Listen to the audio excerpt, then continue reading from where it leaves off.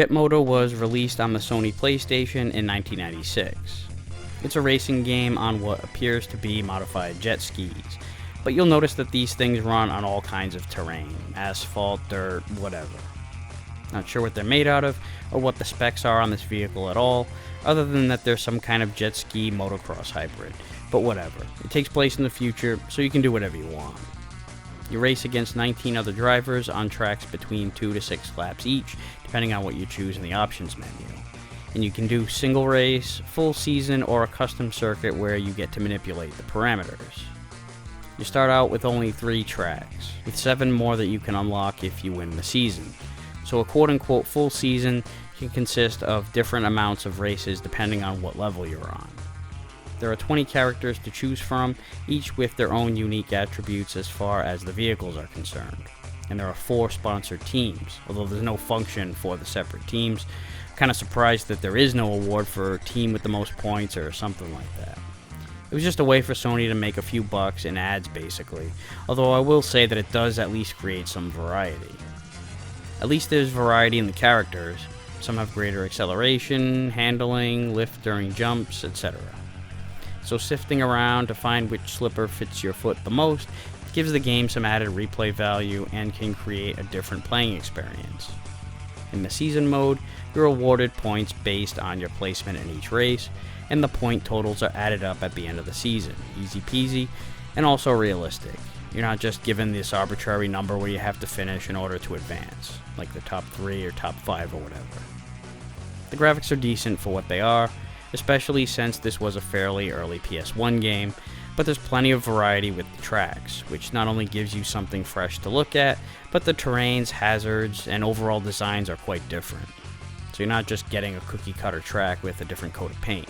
Some courses have huge drop-offs, hidden shortcuts, and U-turns where you'll go head-on with the oncoming traffic of the other racers. Talk about dangerous. The controls are responsive, but you definitely have to make use of certain moves like cutting hard on the sharp turn or leaning to one side to keep your vehicle balanced. Both of these actions are done using the shoulder buttons. There are also moves that can be toggled on and off in the options menu, like turbo boosts. You can use up to 4 per lap. And grappling, which lets you grab a hold of one of these magnetic poles with a force of energy to help with tight turns more. Whatever setting you have it on, enabled or disabled, it will affect the other drivers too. Speaking of other drivers, there is a 2-player split screen mode, but unfortunately it's only head-to-head, there are no other drivers. But there is a cheat code that enables you to activate the other drivers in 2-player mode. This is fucking stupid. It should not be a cryptically hidden mode of the game. If you want to make it unlockable, fine, but this was a bad decision in my opinion. Another mode that is unlockable though is stunt mode, where you're given points for successfully completing certain stunts during the race, which will reward you with additional turbo boosts or attribute increases. But you have to win all 10 tracks on the highest difficulty setting, which in and of itself is locked to start. So you really have to go through the iron just to play this mode. The soundtrack is awesome. It generally has a surf rock theme, but there are other elements like heavy guitars and brass sections that give these songs an interesting sound overall.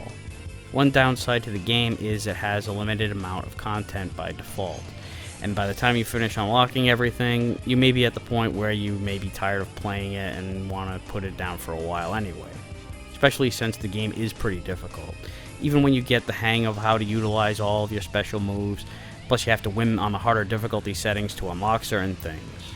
But despite all that, Jet Moto is still a fun and entertaining racing game overall. And that wraps up this edition of Aqualung's Game Reviews. See you next time.